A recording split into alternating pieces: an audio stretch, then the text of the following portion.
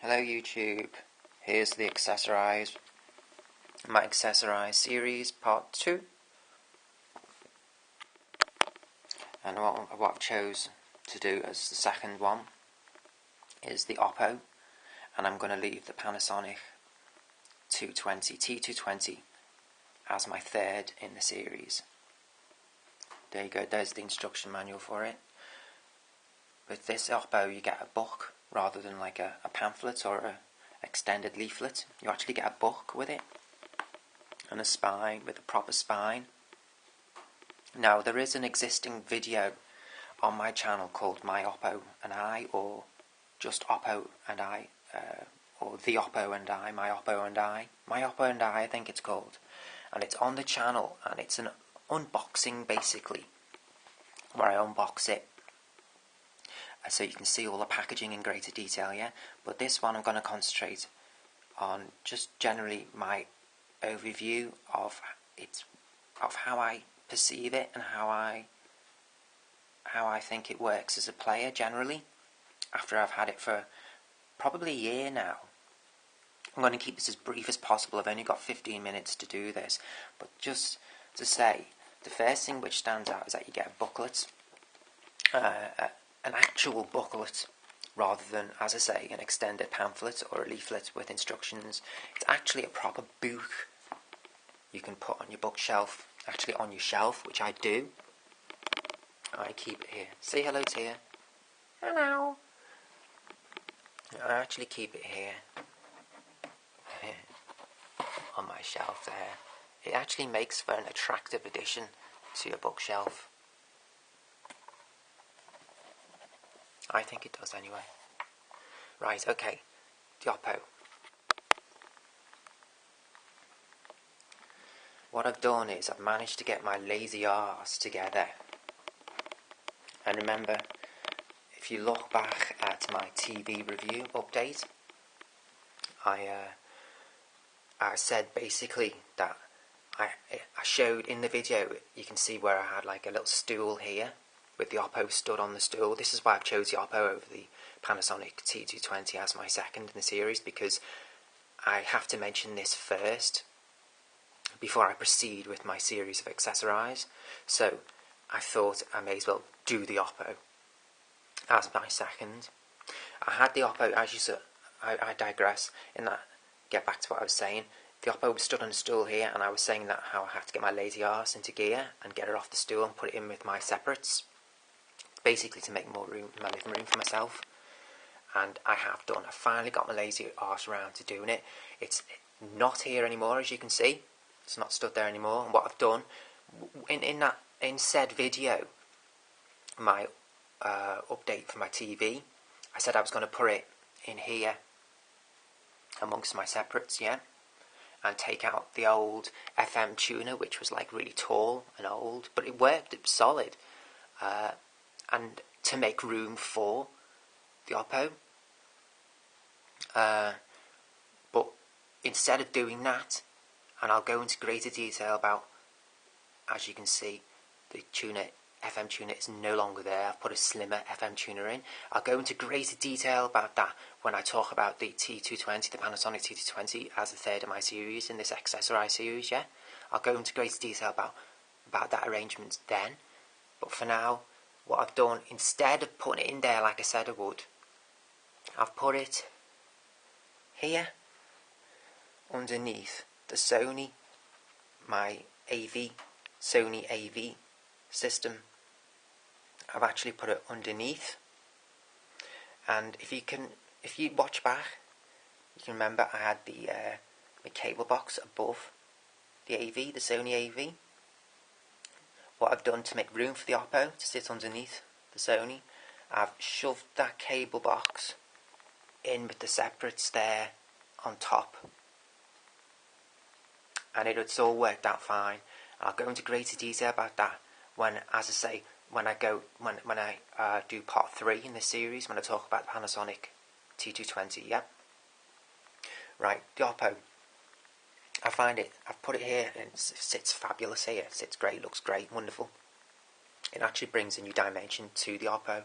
It makes it like a centerpiece now for my system. It's dead attractive, and I didn't notice that until I put it here, just how attractive it looks. You'll find with the Oppo, it's the 103 EUM, right? I've got the M stands for multi-regional. The EU, I think, is just the catalogue or the manufacturing code. There's a 105, the Oppo does a 105 as well. I think that's EU as well, and I think the multi-regional code for that is M stuck on the end as well.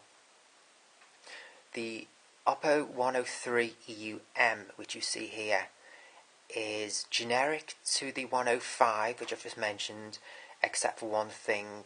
The 105 has an extension to its chip, its intelligence basically. It has just slightly extra features. Other than that, it's exactly the same. I think it works more like my Sony does, like an AV system. I think it works slightly more so like an AV system. Otherwise, it's exactly the same as the 103, as you can see here. I'm not going to go into massive detail about what it can do, because you can get all that online. Yeah, just Google it. The Oppo 103 EU. Just put in EU. The M is just extra as it's multi-regional. Put in the Oppo 103 EU, and you'll find what it can do there. The Oppo 103. What I will say in a nutshell, because I could sit here for 20 minutes, or I could go on too long. It would go on too long if I started categorising each individual what it can do. But what I will say is, right, it will actually, like the Panasonic Mi TV, it will actually, obligingly, just like the Panasonic Mi big 15-inch plasma, right, get up of a morning before you, go into your kitchen and make your pot of tea for you, no questions asked. And it'll actually bring it to your bedside as well, and serve it you, yeah. And it'll ask you if you want cream or milk, and it'll bring the brown sugar as well, the separate pot which you have your brown sugar in, yeah. It'll actually bring that on the tray with it, right, without you even having to ask for that either. Alright? Okay, you get the picture, yeah. It's blinking marvellous, the Oppo. It'll play every single disc, right? Compact disc digital audio wise, and high def wise, right? It'll play everything. It'll play your CDs, which slightly off the Redbook scale. It'll play your super audio compact discs. It'll play your high def compact discs. It'll play CDRs. It'll play MP3s. It'll play everything. DVD now, in regards to high def and DVDs, it'll play DVD audios, specifically DVD audios. It'll play Blu-rays. It'll play Blu-ray 3Ds. Even its two HDMI outputs on the back are 3D compatible.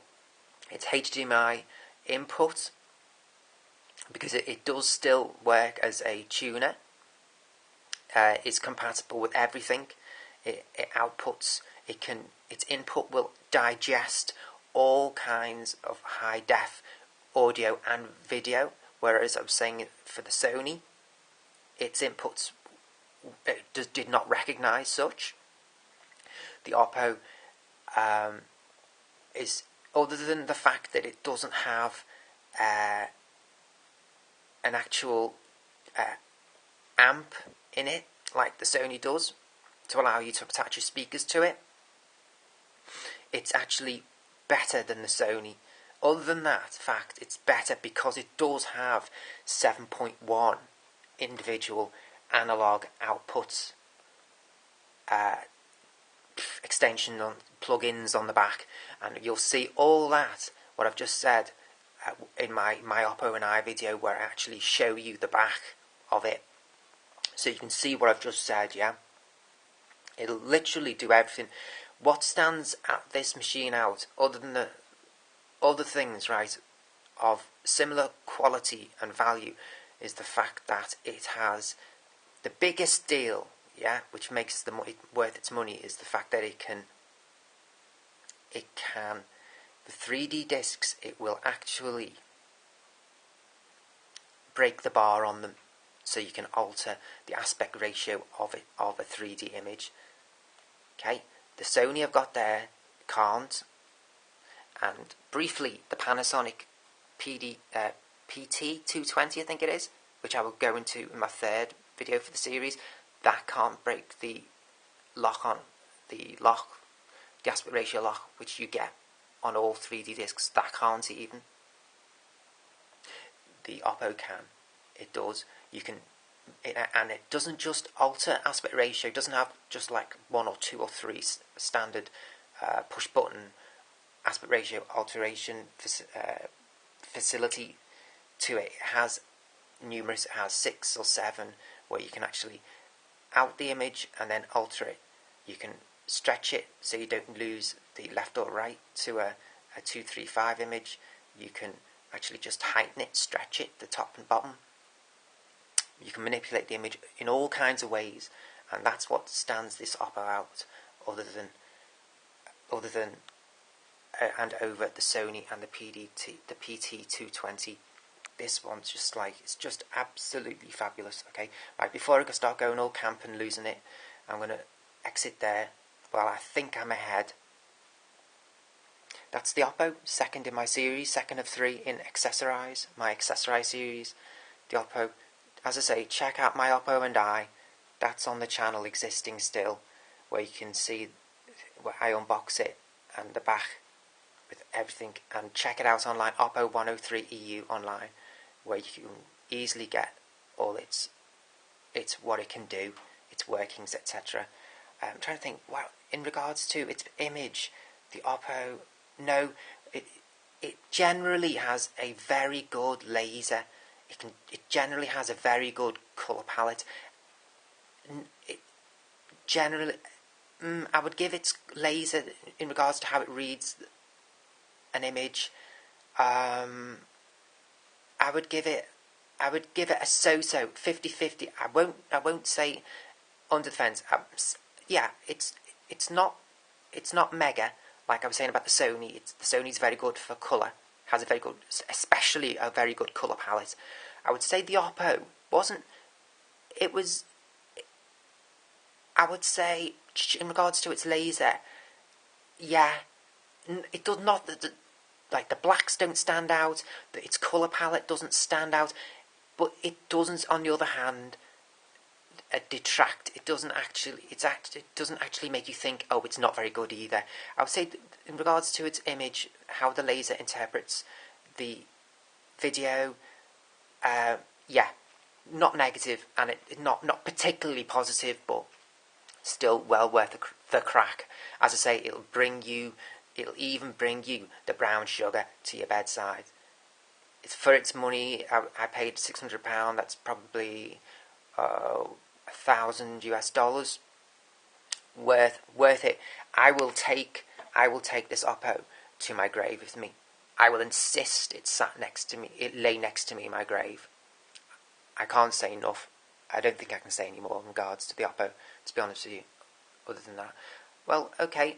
Tune in for part 3, where I will talk about the Panasonic PT220. I think that's what the code is. Any questions, go for it below. I'm out of here before I completely lose it. See ya.